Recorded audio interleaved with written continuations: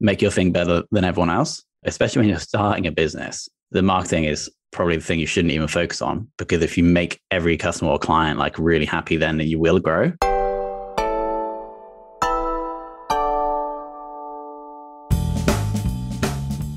I do actually want to start with, what is fame, Tom? And what is the value fame brings to your customers?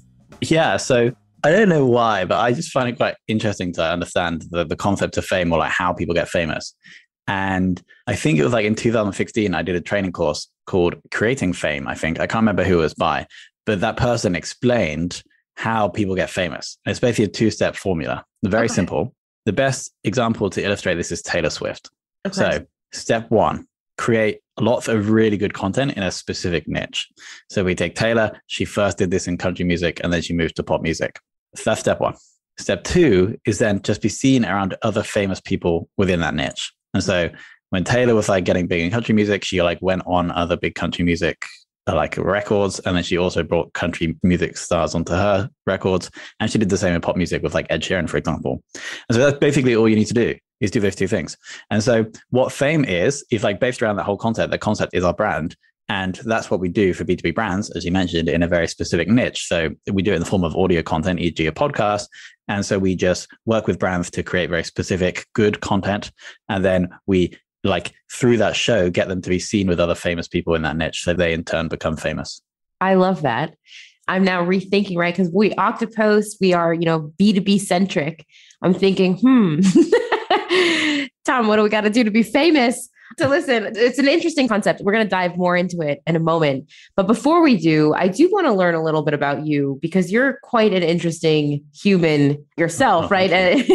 So maybe, the concept of fame, can you give us a brief look perhaps into your professional journey? And maybe, it's a bit unconventional from what I've seen into the marketing sphere, but maybe how you found yourself in B2B marketing. Yeah, so I studied chemistry. And then in my final year, I was like in a lab on my own trying to make a protein. I didn't really like that because I'm not very detail orientated. And so then I was like, okay, I need to go and make some money then. So I went and worked in management consulting. I applied to like 30 different companies, and then the only one accepted me. I went to work for them, Ernst & Young. And then I was like, well, this is boring. No, take that back. I liked some of it, but mainly it was boring. I didn't like it. And so then I went to a different one that paid more, and then slightly better work, but it was still boring. So then at the start of 2014, I was like, I need to do something with my life that I actually enjoy. And so I was like, well, maybe entrepreneurship. Whee. And so I was like, I'm going to start ideally a business and replace my salary throughout the year of 2014. And so because I couldn't code and I was interested in the internet, the only other way you can like make money is through marketing, right? So since like 2013, 14, I've just been self-teaching myself marketing. Eventually managed to leave that consulting company to start my own business, which was like an small outsourcing company. And then really since 2015, then I've just been starting and growing small businesses, more focused on B2B, though I couldn't really explain why that was the choice over B2C. Yeah, maybe I think it's probably potentially easier to like bootstrap a B2B company, specifically like services, which is maybe where we'll get onto fame. There you go. Listen, I think B2B is such a bad rep, right? For being B2 boring. But when you're actually working in it, that's so far from the truth, right? There's not a single day that's the same. And, get real with me, right? Get radically transparent. What's keeping you up at night professionally in B2B? Yeah. So I think we have this business fame, right? And it's completely bootstrapped. So it's essentially self-funded. And so I would probably say that we have this chart which shows how many new proposal requests we get, how many of them are qualified, how many of them jump on sales calls, and then how many of them become customers. And so it has been like slowly going up, I guess, over the past 2 years, but then it started going up a lot faster like a few months ago. And so the thing that is probably like keeping me up at night the most is like whether that chart is going to keep going up, or it's going to stay the same, or it's going to go down, which would be terrible, right? And so that's probably the fear. And I think that the reason why that's so scary is because I don't really know why it's going up. I'm not like, I know you can't attribute everything in B2B, but I'm like doing some things and then the proposal requests are coming out of the other side, but I don't really know why or where they're coming from, Jen. This is a problem.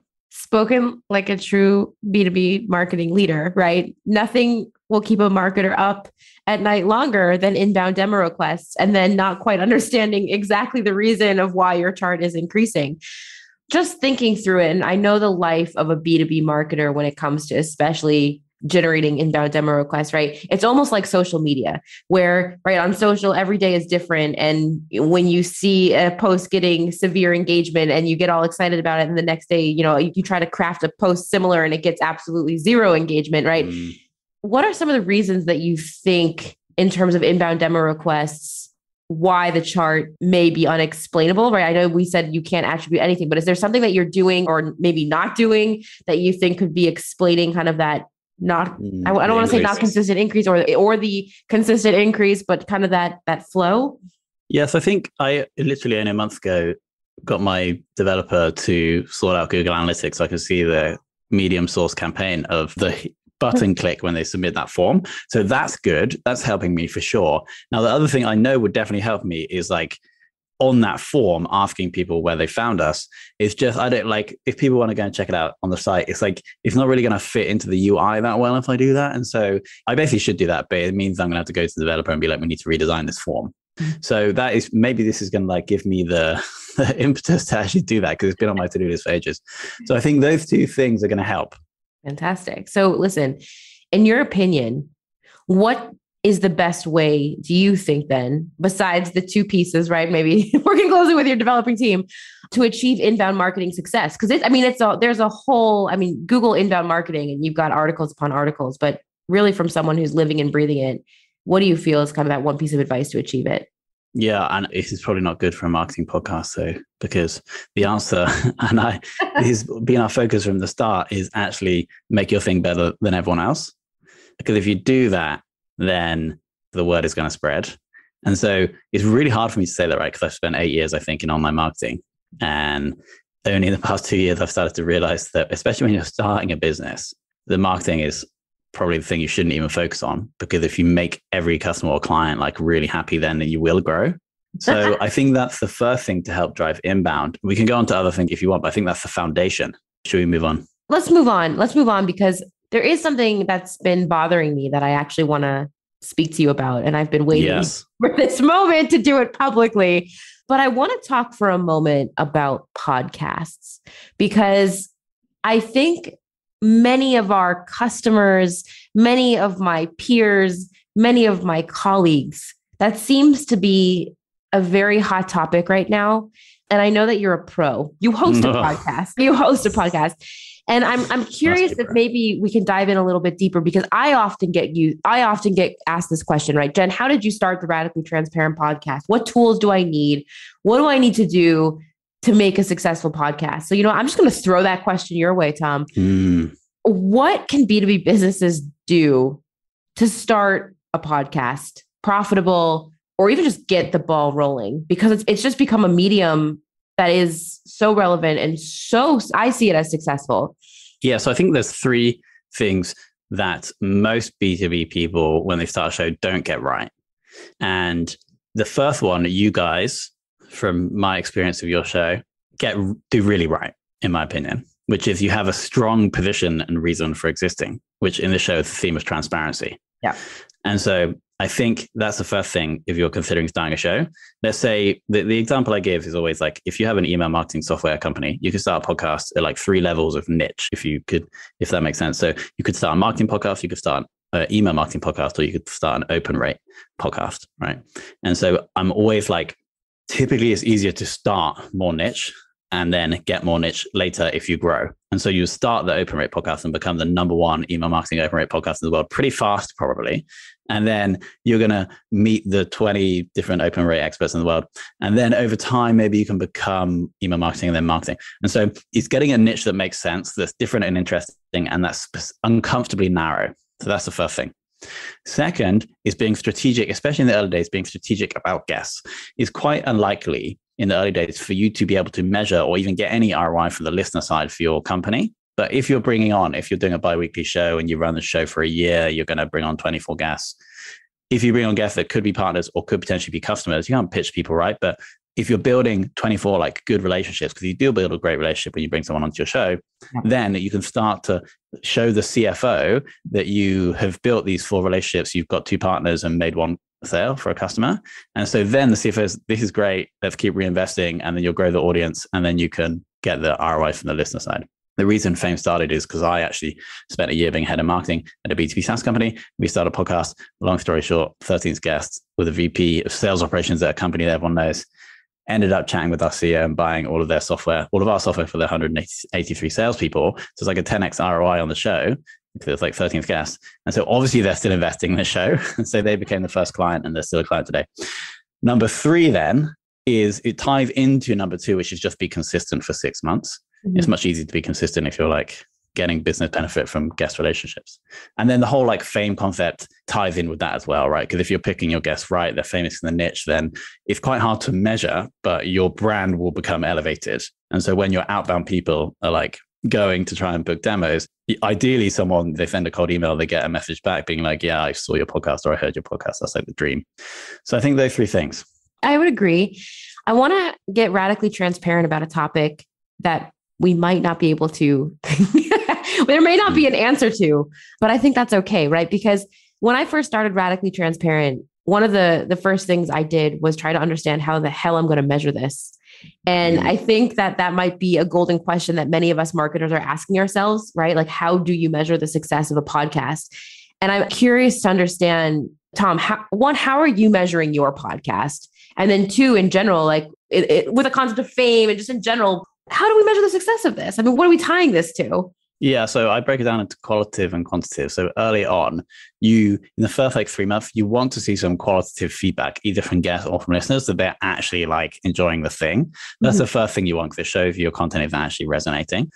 And I wouldn't really be too concerned about all the other metrics until you have that. That's the first thing. Okay. And then qualitatively, there's probably 4 things I would be measuring. The primary metric we set, or goal we set for every client show, is downloads. And we want to see that growing by 10% every month if there's no paid spend to invest. So total downloads is essentially the total consumption of your content. If your goal is to actually help your listeners, then consumption, e.g. downloads, is the best goal for that. Next, we want to see followers. And we typically just track Apple, Spotify, Google Podcasts. We want to see that increasing by like 5% a month. Now, I'm going to stop you there. Question. When you track, are you using a third-party tool to track that? Or are you just hopping into each, Spotify, Apple Podcasts separately? Yeah, it's a good setup. We have a sister company called Bcast, which is podcast hosting software that shows downloads from every directory. It doesn't pull in follower data though, and I don't know if that is possible. So yeah, we log into Google, Spotify, Apple to get the followers, and then we basically have a tab in a Google sheet that we just suck all this into. That's number 2. Number 3, we're actually going to go to 5 now. Number 3 is rankings. And so I want to see, are we like breaking into the top 50, top 25, top 10 of the category we've chosen in our target geography? That's interesting to see. And like people in the business really like to see that typically. Like the CEO likes to see you rank number 3 in the marketing category. So rankings in category, but then also ranking for keywords. So there's like keyword research, but for podcasts. So if your core keyword here might be like marketing or B2B marketing, you want to see that you're ranking top 10 for that term. So that's a good way to judge success, rankings for keywords and in categories. Then just 2 more. Number 4 is Apple Podcasts is the only directory that shows you how much of each episode everyone is listening to. So we like to take an average of all of those episodes to get like an average consumption for all episodes. And we just want to see that go up slowly over time. That shows your content, you're getting slightly better with your hosting, slightly better with your guests. So we want to see that edge up slowly over time, because retention is ultimately the foundation of growth. And so it's going to be much easier to grow if you retain. And then finally, it's looking at all your guests and understanding if you've built like a good relationship, like 2-way relationship with your guests over time. So those are probably the 5 qualitative metrics. But then before that, you want to make sure people actually like your show. Listen, I think that's valid. I mean, right? Like, if nobody likes your show, what's the point? So thanks for sharing that with us and getting transparent about that. I want to go into the conversation around downloads and listens, but more into, right, once you have your show, how are you promoting it? What's the secret sauce, right? Because from what I know, social for us is a huge driver to get people to listen to our podcast. I've also learned that there's podcast people and then there's really not podcast people. So we've put this up on YouTube as well, right? For the non-podcasters out there. But how are you raising awareness? I mean, are you doing paid? Are you doing organic? What tactics are you using to get your podcast out there into the podcast verse? Yeah. So I think we have 6 promotion pillars that we're probably not going to go into now. Most of the stuff there is like all the stuff you can read. If you Google how to promote a podcast, any blog post is going to tell you to like pull out video snippets and post it on LinkedIn, get the guests to share, ensure you have like the right keywords in your name description. So I don't think we need to go into that. Like anyone could go get that from a blog post. I think there's 2 opportunities right now for like a relatively untapped. Yeah. And it's like 7 years ago, you could get an Instagram influencer to like post your thing, your like ecom thing for like $50, even if they had 100,000 followers because they didn't know their value. And I think this is happening right now in podcasting. So if you search for best niche, whatever niche you're in, podcasts, they're typically on page 1 will be these blog posts where people have written blog posts to get traffic. They're typically just like bloggers that are in that niche trying to get traffic to sell ads or whatever. And so what you can do is quite easily go to all of them and like make deals to get your show included. So either you do a link exchange or you get them to come on your show as a guest in exchange for being featured, or you just pay them. And so this then, and you'll be very pleasantly surprised for the amount that you have to pay to get a link in there. And you can also get a backlink to your own domain through that as well if you send them to the podcast page on your domain. And so that is a big opportunity. And I shouldn't really be sharing this because it's like our secret weapon. That's the first one. The second one, again, so leveraging guests is obviously massive, but what you can also do to like increase the chances you get like extensive guest sharing is when a guest books in, typically maybe they'll book in through Calendly, you'll put a question in there and it'll say, if we write a super engaging, interesting summary blog post of this episode, would you be prepared to post that on your domain? And they just say yes or no. If they say yes, you write that up, you insert the link to the podcast, insert the link to your own domain, they publish that, you get the backlinks, and it also will probably increase the amount of promotion they'll do for your show because typically if a blog post goes live on a business's domain, it goes through their normal like social promotion process. So like increases, A, you get the backlink, but B, it increases the likelihood that they'll share for you. So there's like all the basic stuff anyone can get from blog posts, but those 2 are like quite hot right now. Well, thank you for sharing that. We will all now go ahead and include that into our podcast strategy. 2 more questions for you, Tom. My next question, a little bit of a curveball, but I'm curious to know what podcasts are you listening to or what books are you reading to get inspired, in your craft? Yeah, good question. One book I'm reading right now is the best book on copywriting I've ever read. It's called The Adweek Copywriter's Handbook by Joseph Sugarman. That's like the absolute foundation. And why am I reading that? I think I've realized that in our business, like in a B2B service company, right, that's largely remote, that doesn't really meet people in person, writing is like so important. And so I'm reading that book. I'm probably going to get my whole team to read that book. And so anyone who's going to help you with LinkedIn posting, help you communicate with clients, help you communicate with your team. So I would highly recommend that anybody in the B2B world reads that book. Thank you. My last question, because like I said, you're quite a fascinating B2B marketer, professional, entrepreneur. And before this episode, I had done my due diligence. I went on your LinkedIn, like every podcast host does, to completely stalk their upcoming guest. And I was curious to know, can you share something with us right now that we actually cannot learn about you from simply reading your LinkedIn profile? Yeah, I think maybe it's one of my biggest inspirations.